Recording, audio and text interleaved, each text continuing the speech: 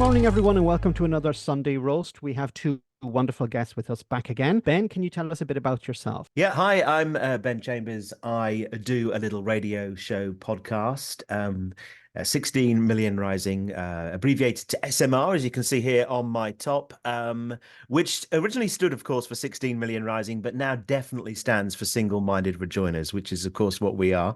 And that goes out every Monday from 6 o'clock on all podcast platforms, on Alexa, just say 60. Alexa, play 16 Million Rising podcast, as you will, on Mixcloud, on various websites, including the March for Rejoin website.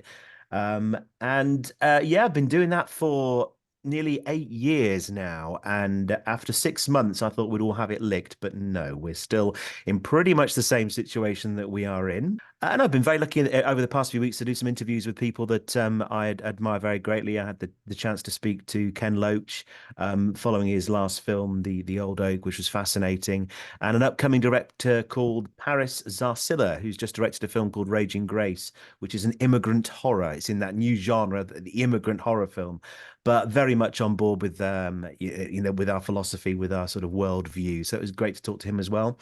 And promoting new upcoming pro-European, anti-Brexit, anti-Tory artists. They all seem to conflate these days, but no, it's good fun. It's good fun. And of course, doing that has brought me into your spheres as trusted talking heads, people that, shoot their mouths off about everything under the sun, like I do, but actually know more about it than I do. So it's always good to sort of defer to you guys, but great to be in your company again. Wonderful to have you back again.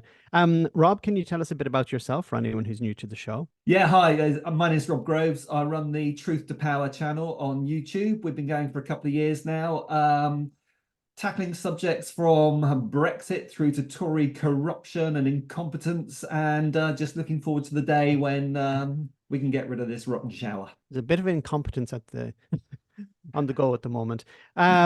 Alex, my wonderful co-host, can you tell us a bit about yourself for anyone who's new to the show? Hi, I'm Alex, also known as Political X. I'm an author, historian, a bit of a football coach. Max, can you introduce yourself, please? My name is Max. I run the Robespierre channel where I talk about Brexit and British politics. Alex, what's our first topic for today? God, there's so much, isn't there? There's never we were sort of debating, is there going to be something in the morning comes out, like Sunak has just put his foot in it every single day this week, hasn't he? Rob, how bad is Sunak in putting his foot in his mouth? Yeah, I mean, everything you could say against the guy. The fact that he seems to be increasingly right-wing. He's obviously our first oligarch prime minister. Previous prime ministers have acted on behalf of the oligarchs, but he's actually one of that set. But, all the arguments I have with his politics, the sort of the anti-immigrant rhetoric and all the ways that he marginalizes minorities as a way of sort of firing up the Tory base. Putting that to one side, I think the main fact with Sunak is he's just a very bad politician. He's not very good at politics.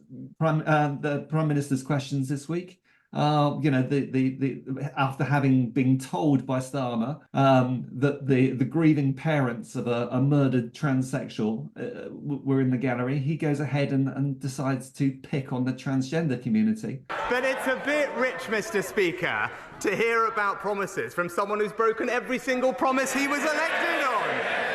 I think I counted almost 30 in the last year. Pensions, planning, peerages, public sector pay, tuition fees, childcare, second referendums, defining a woman. Although in fairness, that was only 99% of a U-turn. The list goes on, but the theme is the same, Mr. Speaker. It's empty words, broken promises, and absolutely no plan. As a way of making a political point against Starmer.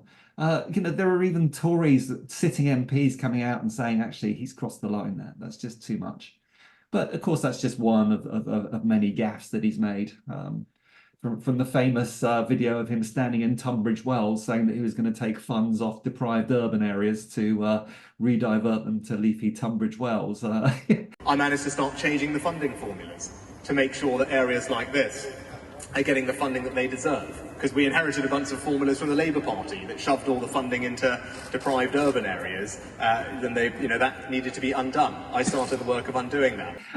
The famous clip where he said that he's got friends from the upper class, middle class, and the working class. Not the working class. I mean, the guy knows he's being filmed, and sure, that's before he even became Prime Minister. But there's a pattern there throughout his life. He's just gaff-strewn. I've got friends who are at uni with him, and they all said he was just in his room, didn't come out and socialise apart from a bit of table football. And you're like, it's showing he's just a robot. Is he a robot? What do you think, Ben?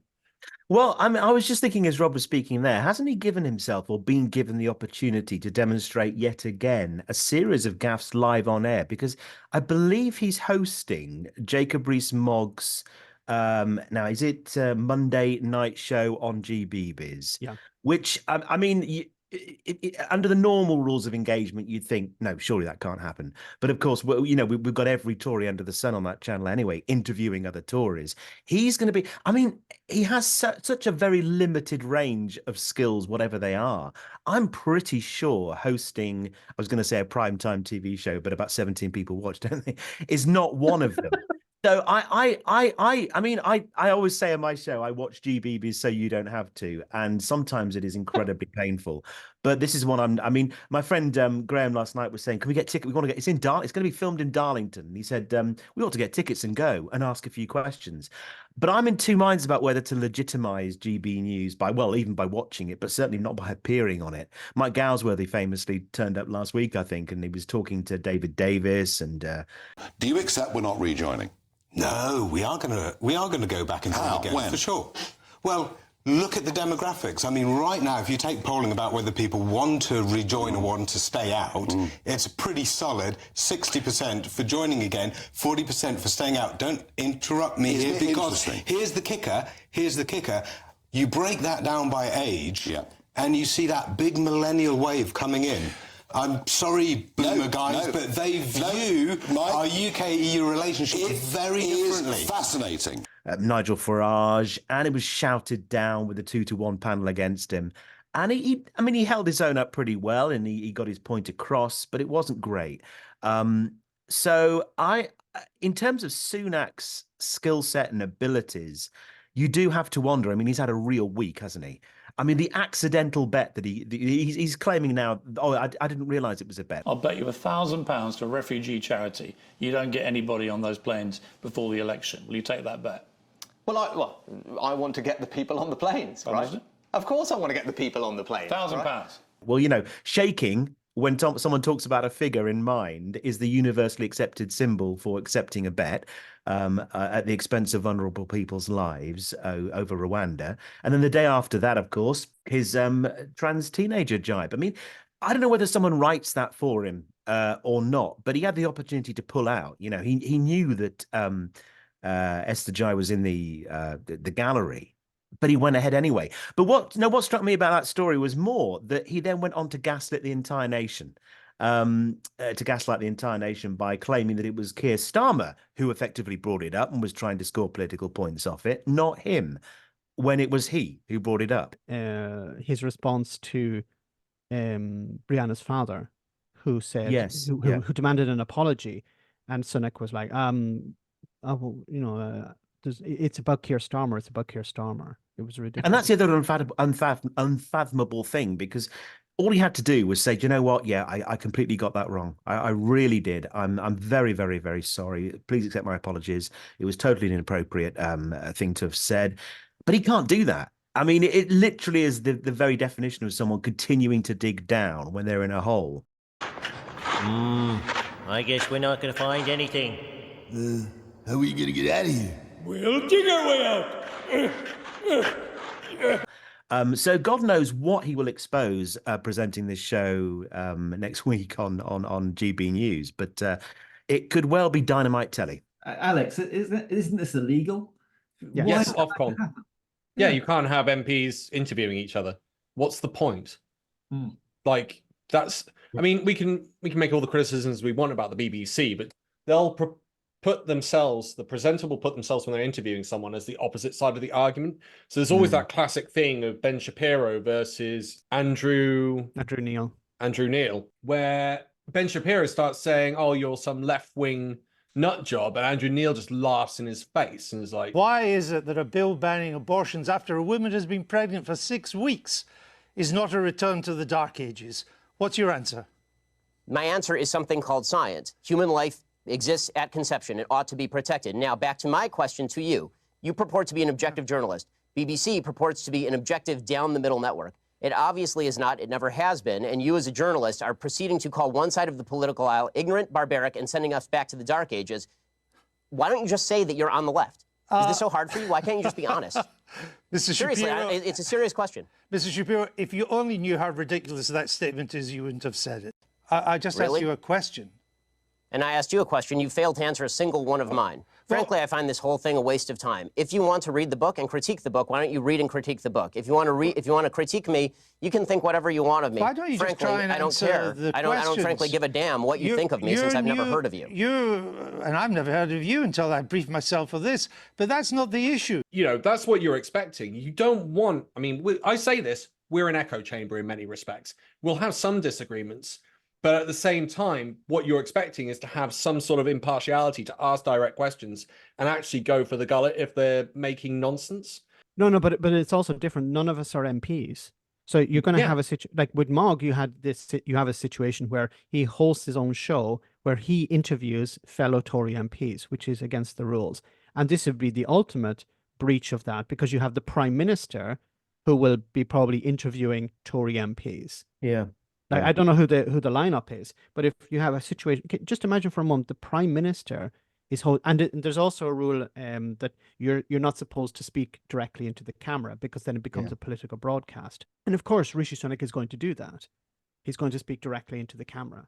But Max, Ofcom have washed their hands of this by claiming that they believe GB News to be a current affairs channel as opposed to a news channel. But of course, it has the ticker tape running across the bottom. It has half-hourly or hourly bulletins where they actually do give you an almost straight-laced sort of approach to the news. They give you the 30-second, 1-minute bulletin.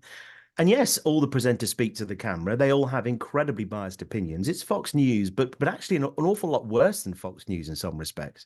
So I shudder to think what will happen next week. But yeah, I mean, didn't this interviewing Tories start with Esther McVeigh and Philip Davis on The Breakfast Show interviewing, I don't know whether it was Jeremy Hunt, it was something like that.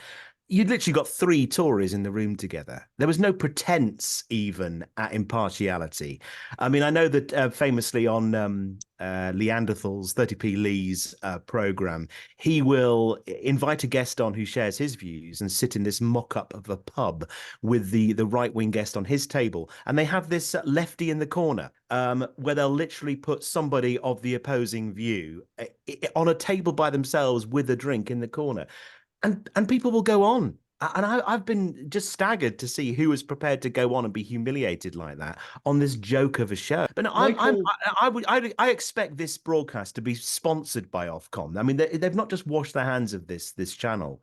They're enabling it to continue. And I can't get my head around it. It's because they've got no teeth in theory. But then it's also the fact that you know that Ofcom's probably being lined up by Conservatives, no different to the BBC, which we discovered. Yeah. So they're all in it together. I mean, I'm teaching about Mussolini at the moment. I've actually written a book on it and looked at his rise to power, and it's not that different. Like the system, he's got a king, he's got a group of people underneath him that can remove him, and that's about it. And you can pass any laws that you want. You can set up anything that you want. And I'm going, how's that really that different to what we've got going on here? You've got people able to lace up the BBC because they loan them money. 800k loan to Boris, and then you get a position in the BBC. Nice. We were talking about this the other day. How would you teach a politics class? I've taught politics. A politics class on UK politics and how the system works is basically, generally, you get to put an X on a box every 5 years, and if you want to have any influence, you've got to bribe your MP or do something horrendous for them. And that's about it. Like, there isn't anything else because you've got no say for 5 years once they're in power. I mean, this is the concern I have for Starmer. If he's not putting anything out in the manifesto, and if he's being quite vague in everything that he's doing, and he seems to be U-turning on a number of things, what's he going to do when he's in power? Is he going to be a good guy? In theory, he should be. I think most of us would like to think, based on his record outside of politics and all the work that he's done, he would be a good person. I feel like I've gone off on a bit of a tangent, but it's a concern in general for our democratic system. I don't feel there's much, and there's too much power put into Parliament. Max, any thoughts? No, it is concerning, but I think it always comes back to, once again, in the short term, it's, do you want the Tories to continue or not? No. And people are going to vote against the Tories. So on Newsnight Question Time on Thursday night, Wes Streeting was talking, and he was asked about this U-turn on the green energy or green policy, the 28 billion. And he turned around and he said, and it was very clever, it was well done politically. He said, look, what we're not going to do is we're not going to promise things and then not deliver. He said, we're not going to be like the Tories. Now, this sounds good politically. And the audience really lapped it up. They were like, yeah, this is great. Now, finally, we have a politician who's going to tell it as it is and not promise something and then not deliver it like the Tories did. But the problem with this is that, okay, but what are you actually going to achieve? Because you need to resuscitate the economy. You need to invest. You need to spend money, because the alternative is austerity.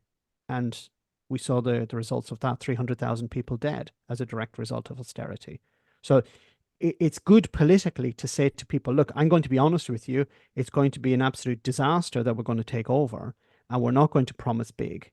But you need to do something once you're in power, because after the honeymoon period, the first 100 days, support for the party will drop unless they do something. And it's very easy then for the Tories just to say sit on the sidelines and say, oh, look, you're not doing anything. You're not doing anything. Look, the economy is not improving. Unemployment is not going down. The inflation hasn't been dealt with. What about all the checks at the border? What about the consequence of Brexit? So all of these things will be thrown in the face of the government, and they have to do something if they want to hold on to power. I wouldn't take power because there's so many problems. Like, we still don't have any border controls.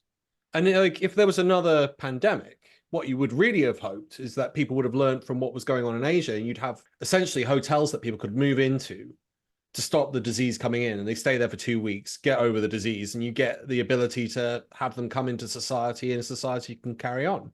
I've cited Vietnam for that, and they had economic growth during COVID, which no one ever talks about. Not to purport or support the idea of having a communist state, but it's a sensible policy that, you have this sort of barrier to protect you, and we're an island. There is opportunity to do that. But that hasn't been done. That would cost hundreds of millions to do from scratch. And that's only one part of the problem. The way I see it is you've only got two routes economically. You go protectionist, which is, I assume, what the Labour Party are going to have to do. And you start to protect stuff, like we've had issues with steel and Port Talbot. That's because the Tories seem to be going on this idea of free trade, which is open it up to the entire world, let everyone in, and the cheapest thing wins. And we can't compete with that. How do you compete with lower working standards in China or anywhere else in the world? It's really difficult. And because we've got higher working standards, it means that prices are higher. You've got the pound as well, which, collapsed after Brexit, hasn't recovered, but it's still a powerful thing that will increase costs and make it harder for us to sell products abroad or internally. So either you run down your manufacturing, which is what Patrick Minford said, or you go protectionist and you shrink the economy and you put up barriers. You could maybe do a mix. It's pretty difficult to do. Rob, I can see you sort of praying there and nodding your head. Are you hoping for some sort of salvation? This is the thing, isn't it? Just picking up on what you're saying. It seems to me that the Tories have decided to hold off on the election till, well, the smart money's now saying the autumn. And they seem to be poisoning the ground, salting the earth, as they call it, because they just want to make it as difficult as possible for Labour to make a success at the next term of Parliament. And that they're clearly not putting the nation first. They're putting the Tory party first. And I think they're taking a very long-term view. Let's fuck things up now so that the Labour Party come into power, and they're just going to reap what the Tories have sowed. And the longer these guys stay in power, the worse it's going to be. Well, I take Rob's point that it feels as if the easy answer would be, yeah, they're putting the Tory party first. But the Tory party is now fragmented into, at the very least, the Mark Francois' 5 families. And we had just this week the absurd spectacle of the popcons, the popcons, which, I mean, from what I've seen, was, again, unfathomable. I cannot get my head around how that is a thing. Why Liz Truss doesn't just curl up and die and shrivel away like an autumn leaf, God knows. But she keeps like coming a lettuce, back. Ben. Like a lettuce, you mean? But she keeps trying desperately to reinvent herself. She's got no ability in front of a podium or a lectern to engage an audience. She just looks lost. Utterly lost wherever she is, not just in terms of what's going on inside her own head, but like she just found herself in a room with a bunch of people in front of her, and she's got to say something, whatever comes into her head. And then you've got Lee Anderson there, you've got Rees-Mogg there, and of course the irony of them being the popular Conservatives. What does that mean? It's beyond People's Front of Judea and Judean People's Front now. Damn People's Front! The damn People's Front!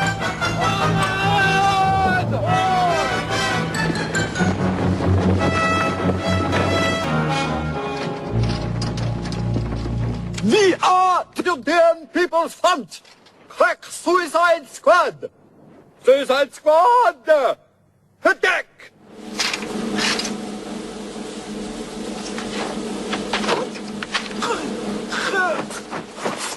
I mean, so the Tory party themselves, the notion that they're putting themselves first, yeah, ostensibly that is what they're doing, but it's so fragmented what is left of the Tory party. I mean, looking back 10, 15 years, growing up with parents that I know voted Tory was my reason to not vote Tory. But at least I respected their political choice and the reasons they had, as boomers for voting Tory. They started off with left-wing ideals. They made a little bit of money. They got settled. Well, now we'll start to vote Tory because they'll keep taxes low, small state kind of thing.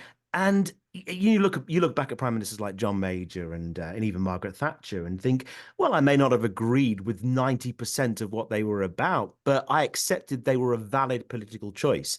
The Tory party of 2024 surely cannot be anyone's valid political choice. What kind of person are you? How scrambled is your noodle if you honestly look at them now and think, well, A, I see a cohesive party, and B, that's the party for me. It's beyond me. I mean, you bring up Lee Anderson. He was the one that got caught on camera. I don't even think he got caught. I think he just brazenly said it.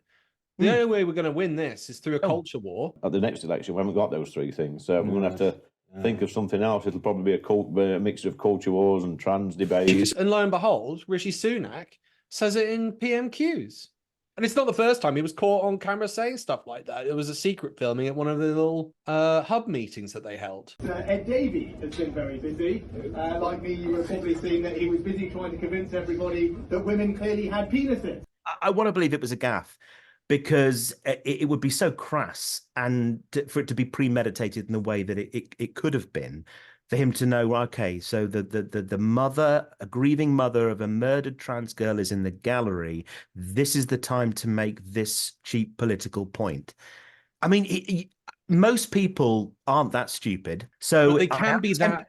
I am tempted to be that prejudice. I am tempted to believe, there is a little bit more going on there, and he knew exactly what he was doing, because it's almost like they had the gaslighting line of saying, well, actually, no, it was Keir Starmer that brought that up. It was Keir Starmer trying to score cheap political points over the death of a trans girl. So I don't know if it's hard to tell because we don't know the full details, but like what was going on in Sunak's mind. But one of the arguments is that there was a script, and he was following the script. And this sort of gives me the impression that he doesn't actually have a functioning political brain, in the sense that he's not able to read a room, he's not able to understand. And we saw that before in numerous examples. And this isn't a defense, because like you're supposed to at least understand reality. And the idea that we've seen it before with when he's asked a question, he just regurgitates the same talking point. It's like, oh, what we're going to do is we're going to stop the boats, blah, blah, blah, blah. And he's asked the same, okay, but how are you going to achieve this? We're going to stop the boats, we're going to do this, we're going to do that. And I think he had his script, and I don't want to say honestly, he didn't actually understand he wasn't able to understand, oh, wait a minute, there's somebody in the room that this could be offensive towards. But it's not like he hasn't done that Sorry. No. Yeah, but even that isn't letting him off the hook, because if Brianna's parents or her mother wasn't there, would he have still used it? Yes, he would. So it wasn't just the fact that it's not bad to use it there, but it's bad to use it in general. It's just, this is a tool we're going to use a section of society as a tool to beat Keir Starmer over the head with, and to hell with the consequences for that section of society. But it's not like he hasn't done it before. He did it with the working class comment. Yeah. I know that's when he was a kid. So he's at university at that point, isn't he? So when he says that comment. So he's turning into an adult and he's setting his views into place. Obviously that can change. But you're going, he said that on camera. I don't have working class friends. And you're going, he knows this is a hot topic. Those questions that he's given those questions before PMQs so he can prep. A lot of people don't know that. So someone has sat down with him and gone, how do we respond to these U-turns? Oh, I know, we'll make a comment about the 99%. And you're going, look, it's pretty simple. I don't think he likes trans people. I'm happy to say that. I can't give a doubt anything would ever happen. I'm quite happy to say that. I think he's got a lot of prejudices. Yeah, like when he was with the great... homeless, do you remember, like, I'll finish off on this, Ben, and I'll bring you in. Remember with the homeless person? Yeah. And he asked them, what are they doing as a business? Yeah. And it's either that's pre-programmed or that's subconscious bias. That's what I was going to say, because I think previously we'd put these, if you want to call them inverted commas, gaffes, down to his, not just his lack of empathy, but the fact that, and this isn't necessarily his fault, that he's by definition so out of touch with the vast majority of society, which he's demonstrated by the comments about the working class, what he spoke, the food bank or the soup kitchen where he was speaking to that homeless person.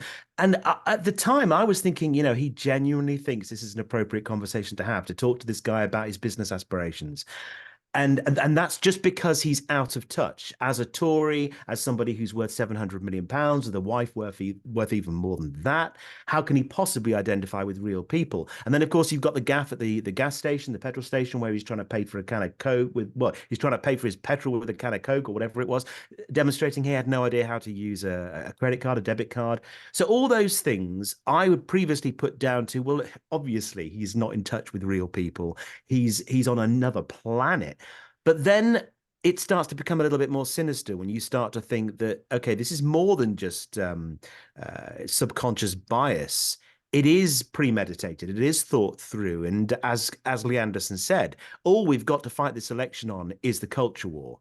So let's do it at every juncture. And that is, whether it's by design or not, that is what they're doing. And that's what Keir Starmer did. Now, you would think anyone with even the tiniest bit of political nous and an ability to read the room, knowing that Esther Jai was there, would not have made that comment. Most people, the overwhelming majority of people, would not have made that comment. They wouldn't have gone there. He did. And Keir Starmer's reaction to me, I mean, it wasn't that he was exploiting that gaffe. I think it was genuine shock. Did he just say that? Yeah.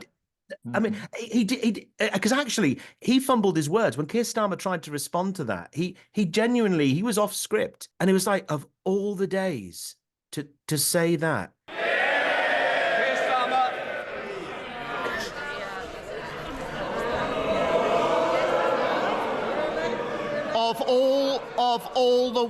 Of all the weeks to say that, when Brianna's mother is in this chamber, shame, parading as a man of integrity when he's got absolutely no responsibility. Absolute. Of all.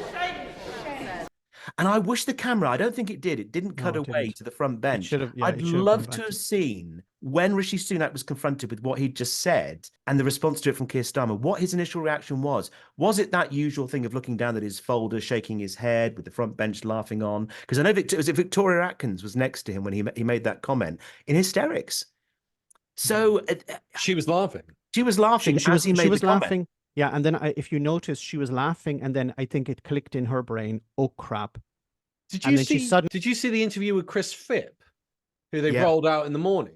Yeah. And he referred to Brianna as him. Yeah, and he did. And when he was asked about this, when Rishi Sunak was asked about this, he paid very fulsome, as I said already, very fulsome tribute to Brianna and her family. And Yeah, he was talking about a series of flip-flops, and he mentioned Keir Starmer's. Offended. I've seen that, and he mentioned Keir Starmer's flip-flopping on the trans issues as one of many flip-flops. He didn't even come close to mentioning Brianna himself. It was Keir Starmer that introduced that. Of course, Brianna was a girl.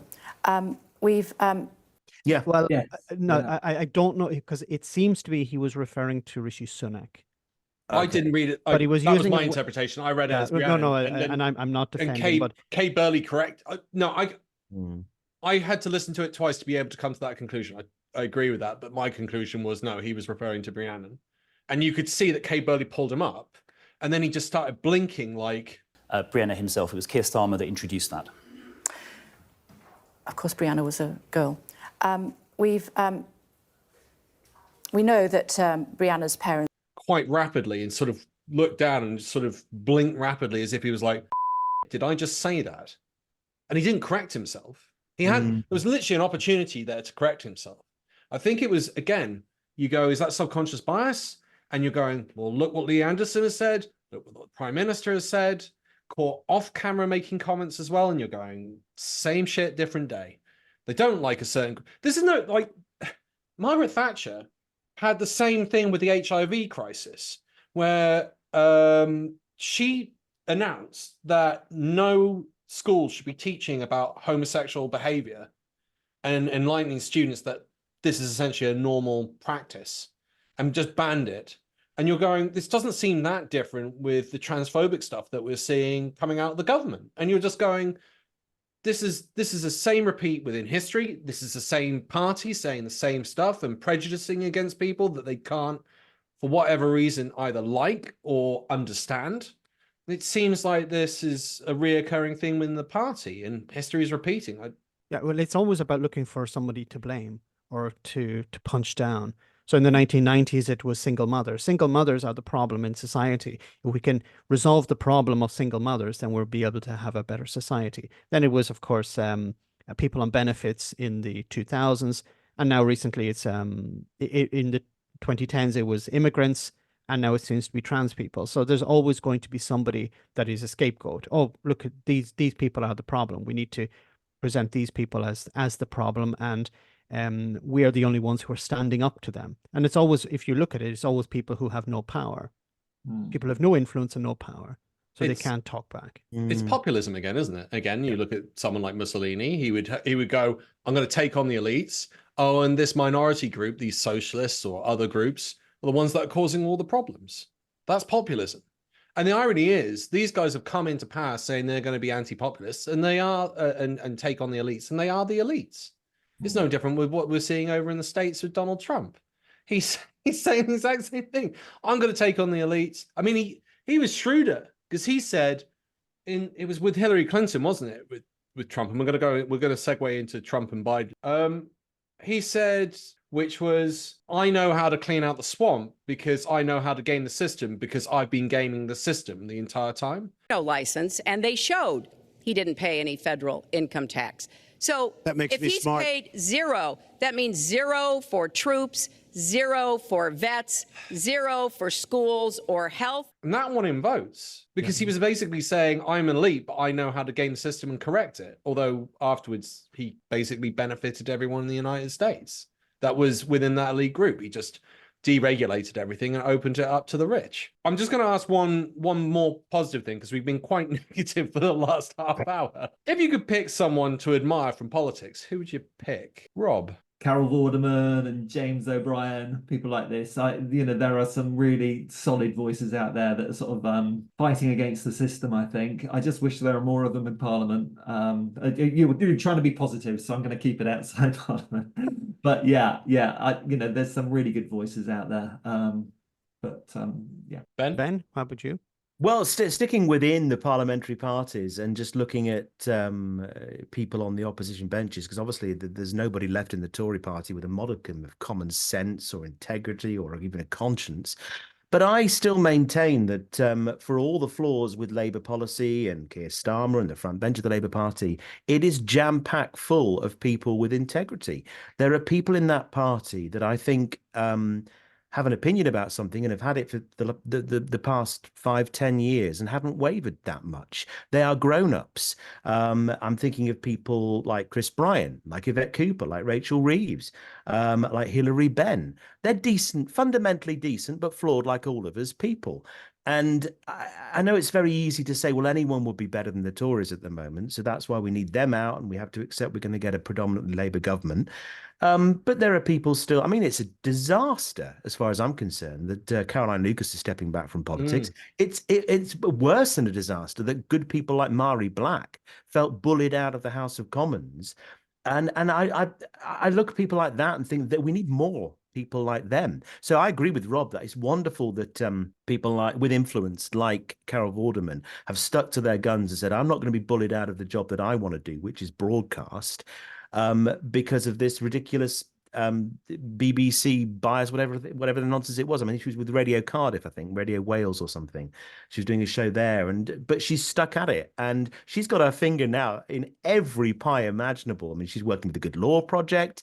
You know, she's got something to say on the right side of history about virtually everything. So we need more people, particularly women, actually, of influence like her doing what she's doing. So I'm encouraged by that. And I'm encouraged by the fact that the Labour Party and the Lib Dems are stuffed full of decent people, primarily decent people. And the bar has fallen so low that, of course, you know, it's easy to look at them and say, well, yeah, they're all right. We can form a government with people like that. In terms of political heroes, or in terms of people right now in politics, I mean, I'm disappointed with a lot of them as well. So I'm disappointed with, say, for example, David Lammy, who gave one of the most effective speeches against Brexit I've ever heard in the House of Commons. Europe gave post-imperial Britain a chance to regain some wealth and dignity. In the 40 years since our economy grew faster than France, Germany and Italy, we restored our position on the global stage. But it was not only our prosperity that increased. Our allies in the US respected us for our seat at the top table of Europe, and the rest of the world saw us become a confident nation again, a grown-up country, prepared to take a give and take for the greater good. The Brexiteer promise to take back control in 2016 was nothing more than a deluded fantasy, a lie that divided friends and families, a lie that pandered to racism and xenophobia, a lie that caused an extra 638 hate crimes per month. What does it say about the United Kingdom when the UN sends rapporteurs to warn us of increased racism in our country? What does it say about Britain when our politicians play to the fears of migrant, racist and religions to win votes? What does it say when Nigel Farage stood in front of a Nazi-inspired poster of refugees with the caption "Breaking Point"? But is towing the party line because he sees a job as is it Foreign Secretary coming down the line, so he doesn't want to shake too many trees. But that's the worst of it. I think, you know, I'm still encouraged there are people in politics who are there for the right reasons, and there's enough of them still to form a government that will at least begin to put some of this stuff right. So you've got to be optimistic. Yeah. Max? Historically, when you said historically, I thought of FDR, Franklin D. Roosevelt, who, you know, after the war rebuilt and created the Social Security, created a bit like Attlee in Britain, who was fundamental when it came to the NHS. So politicians, post-war politicians like that on the left, who realized, look, we need to rebuild, not just rebuild the country physically, but we need to rebuild society as well, and focus on providing for people and the poorest in society in particular. Recently, Gary Lineker, because I love how he pisses off everyone from GB News to Talk TV to just your average racist or bigot down the street. He just puts out a single tweet and they have a complete and utter meltdown. So that's what I love about Gary, and he sticks to his guns, and he's in a position. He has such a following that he's in a position that, you know, people can say, oh, he should be sacked from the BBC, and he's like, okay, well, say what you want. The BBC need me more than I need them. So that's what I love about Gary. And yourself, Alex? Lamp. The lamp. Just hail the lamp. All hail the lamp. All hail the lamp. Perfect. All hail the lamp. Ben's just like, what are you talking about? No, I'm not, because the first time we had one of these conversations, the lamp featured quite prominently in discourse. So I'm not at all surprised that you believe lamp would make. I mean, this is so Anchorman. It is so Steve Carell. Lamp. I love lamp. Well, I'd prefer the lamp to Joe Biden or Donald Trump, so I do a better job, I think. I apologise as well, because it was Holly Valance who said that she loved Jacob Rees-Mogg and would have him as Prime Minister. That was the actual segue I should have brought in for who you admire the most. But yeah, like, I'd rather have the lamp over Mogg any day. Like, it would probably do a better job. Let's go on to the nice. Go on. Was it Holly Valance's husband, the large Tory donor that defected to Labour yesterday? I've heard that. Oh, yeah. Following the meeting with Jacob Rees-Mogg and Liz Truss. Yeah. But Liz Truss joking? is a secret Labour campaigner or activist or something. A sleeper agent, yeah. Seems like they're just jumping ship to go where the power is. Yeah, that was a great day yesterday. Just coming back, Max, to what you were saying about Gary Lineker. I don't know if you saw his tweet yesterday. It was hilarious. He basically did a theatre review of some play that he'd been to see, and people were piling on saying, "Oi, Lineker, why don't you stick to politics and tell you?" It was hilarious. Really good. Oh God! The thread from yesterday. It was hilarious. So funny. Talking of leaders, Trump, Biden. Trump had Biden had a report come out.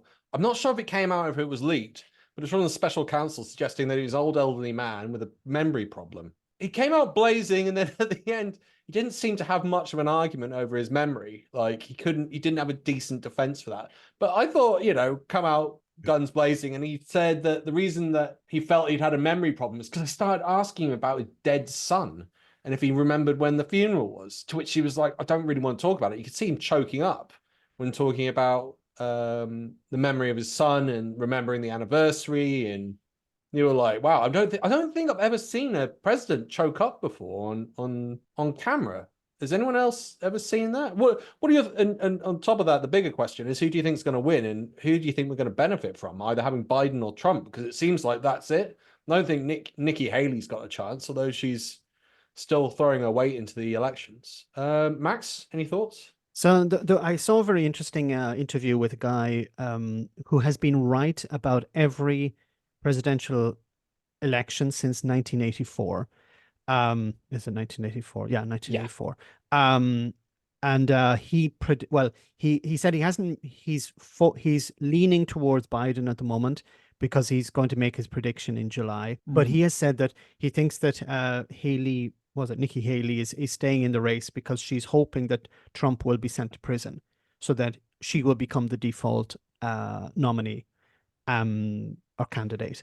So, but when it comes to when I watch Joe Biden, I feel like I'm watching somebody carry, delicate china across an ice rink or something, because you're expecting him just to collapse or something. And it's really worrying because the alternative, like if something were to happen to him, he become incapacitated, of course, Trump would win.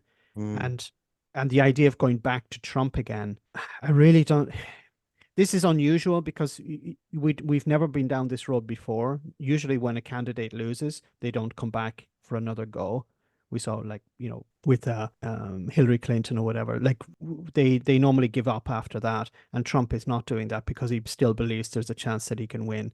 And there is a chance that he can win. But I got a bit of hope from this this poll expert who said that he's leaning towards Biden. He says because there's a very important thing is the incumbency benefit. So the advantage of being the incumbent.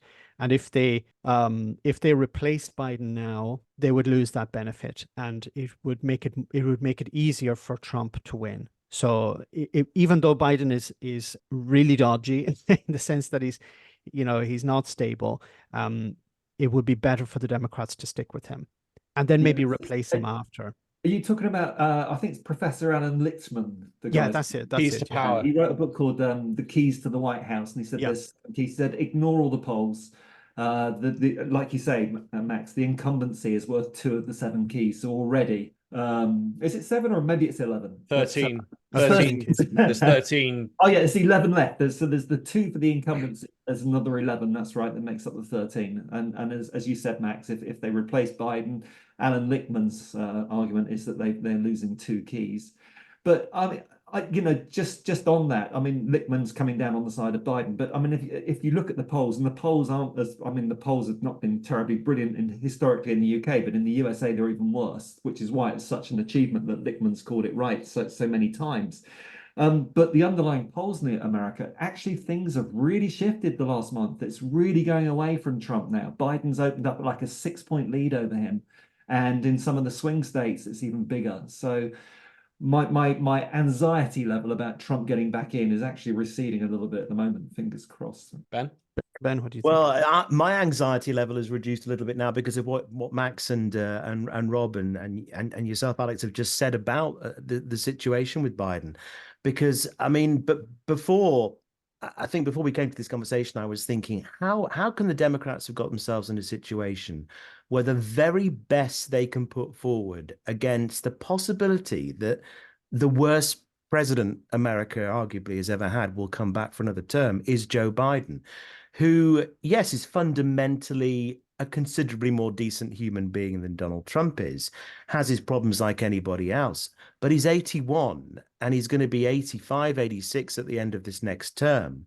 And yes, he clearly does have memory issues. I mean, confusing dead and living presidents in France and Germany, Mexican and Egyptian leaders, appearing to freeze mid-speech. None of that is great. And I'm surprised, although I'm obviously not disagreeing, I don't know enough about American politics, that the wind is still in his sails. And even despite all those problems he's got, he's got a 6-point lead, at this stage in the game. I mean, I feel like in 2016, for lots of countries, particularly the US and the UK, we opened a Pandora's box that we have proved over the following years is impossible to close. Now we've allowed such populist leaders to get a foothold into power, and we've treated politics and the governance of our countries like a game show, like an episode of Love Island. We've opened that box. It's very, very difficult to shut the lid again. And I mean, I was having a conversation with my friend Graham last night about the possibility of Trump going to prison with 96 indictments against him, some of them incredibly serious, some that he can't pardon himself from, were he to become president. I think the Georgia, the case there is one. I thought until recently that it was a done deal, that he would be convicted, he would serve jail time, and therefore he couldn't be president. But I'm starting to realize that that's clearly not the case. And that it worries me that with all that's at stake, that the Democrats haven't done more to ensure they have somebody that will easily beat him, because it should be easy. It should be, and they haven't done enough. Problem I see is that Trump is just a wrecking ball. Anyone that goes up, at least within the Republican Party, anyone who's gone up against him, he's smashed. And then we include Hillary Clinton, who he nails with that comment, "I'd have you in prison." And you're sort of looking at this and going, there was an interesting comment. Most of the presidents, after they stop being president, they age quite a bit. Trump didn't. No. He didn't seem to have aged. Now, we could talk about the mentality side of it. It's the Ron seal. This is Runseal Quick Drying Wood Stain. You can't miss it. It protects and it's rainproof in about 30 minutes. Which means in about 30 minutes, your wood's rainproof and protected. He's made the gaps, and Nikki Haley's really pinned it to him. Go on, Rob. Yeah. No, I was just going to say, all the talk about Biden losing his memory and the cognitive abilities. And the trouble is that Trump is just so weird that people don't notice. His cognitive decline since he was president is massive. I mean, talk about freezing mid-sentence. He has this little glitch. I mean, I've watched a lot of his, and he just suddenly changes the subject. His shoulder comes up like that. He's really losing the plot, Trump, and it's only going to get worse over the next few weeks and months.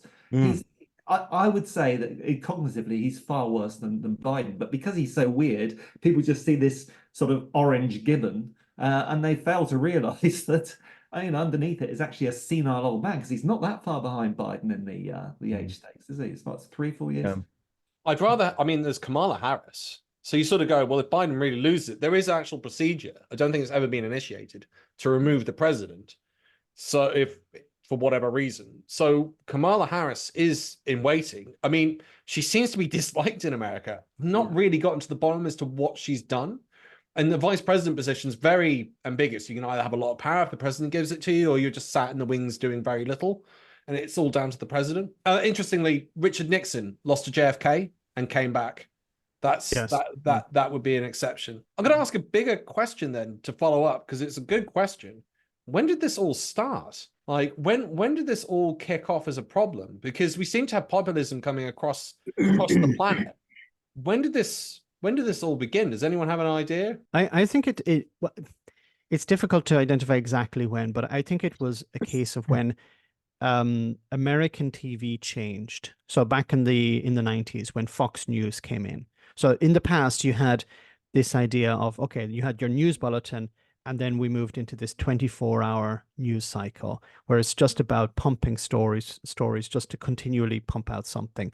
And I think it really dumbed down, it dumbed down television, and it dumbed down the news, but it also created this situation where you, instead of having opinion as something separate, opinion was weaved into news. And this really created a situation where politicians realized, okay, we can use this to our advantage. And then you could sort of skip ahead to 2016. 2016 is really when the you know what hit the fan. But before we were talking about a silver bullet to all of this, and I've been thinking about this a lot.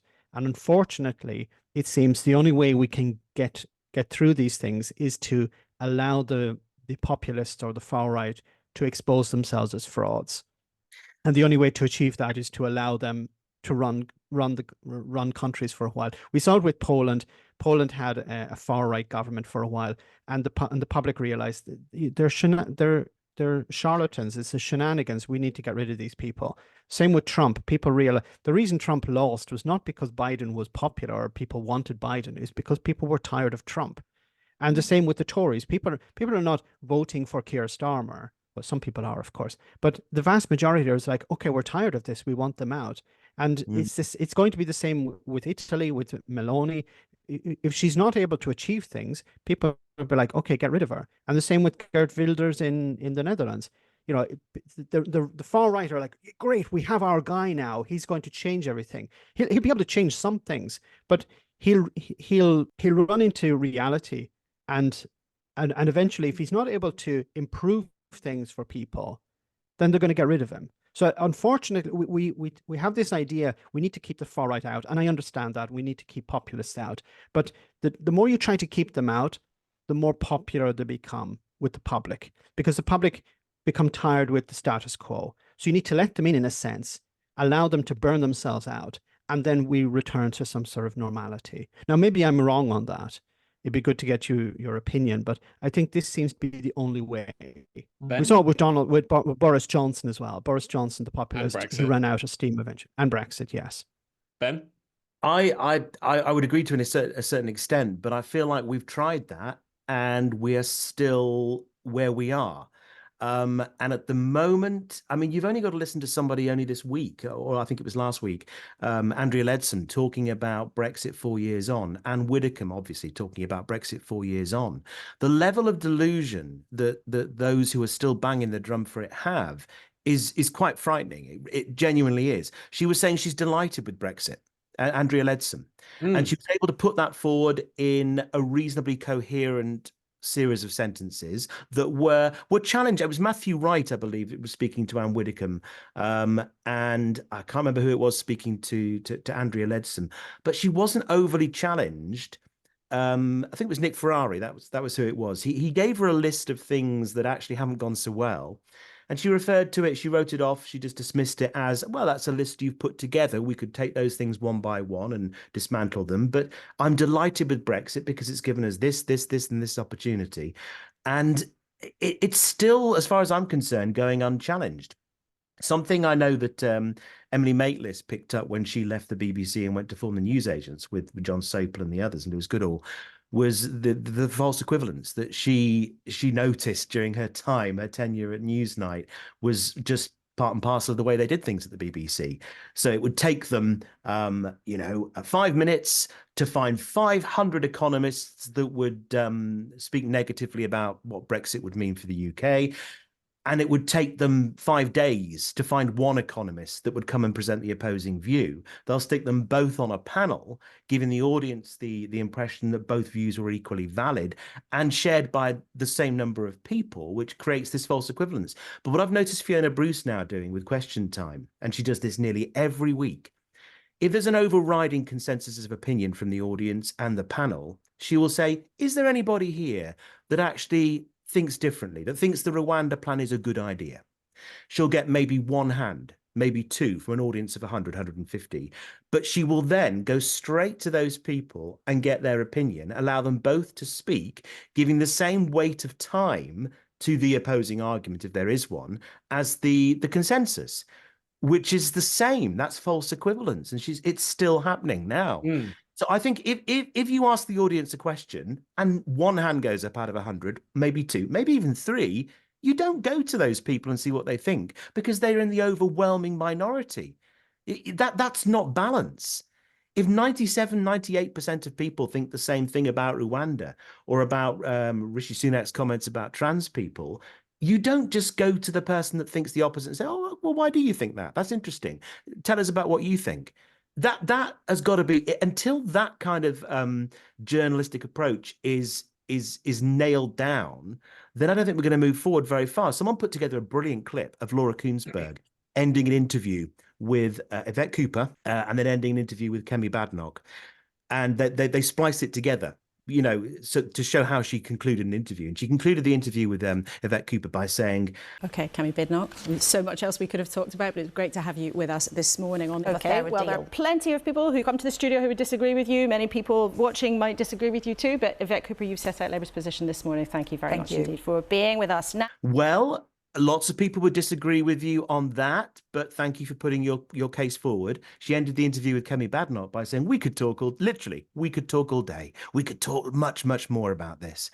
And you kind of think, yeah, it's little things like that. The majority of people still aren't picking up that are still happening on the most trusted. Because whatever you think of the BBC, it is rightly trusted as a reliable news source, along with ITV, along with Sky. And of course, the bar has fallen so low. We talk about GBBs, we talk about GB News, we talk about Talk TV as being, an exemplar of absolutely terrible journalism. So the BBC hasn't got to do that well to actually, raise the bar a little bit the other way. So I worry that some of the things that led to where we are, that seemed to come to a head in 2016, haven't been addressed.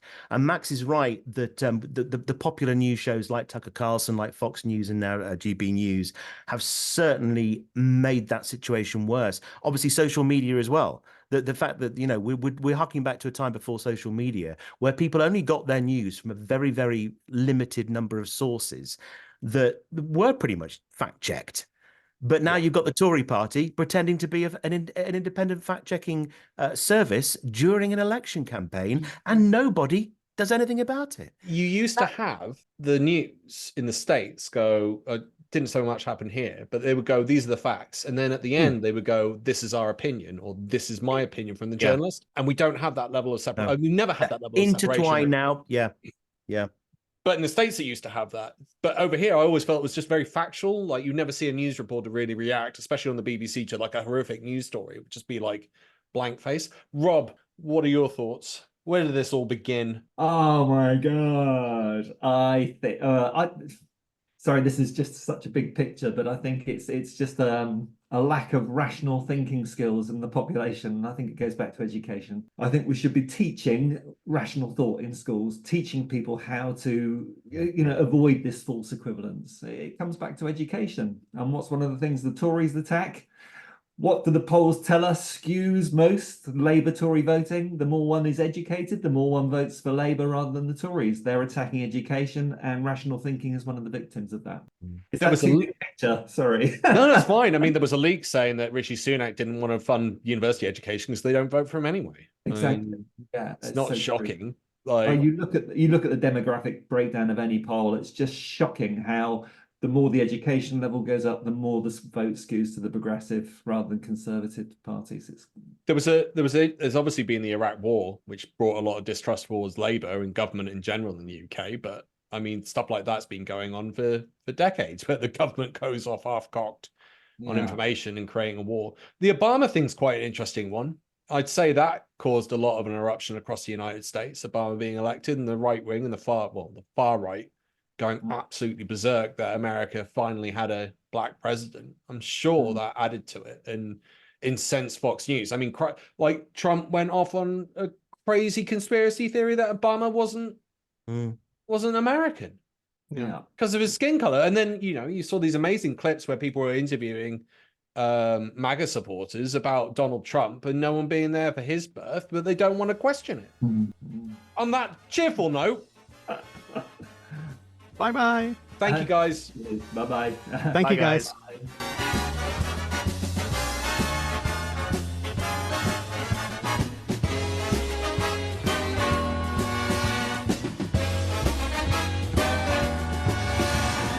Tune in next week for another exciting story from the files of Police Squad.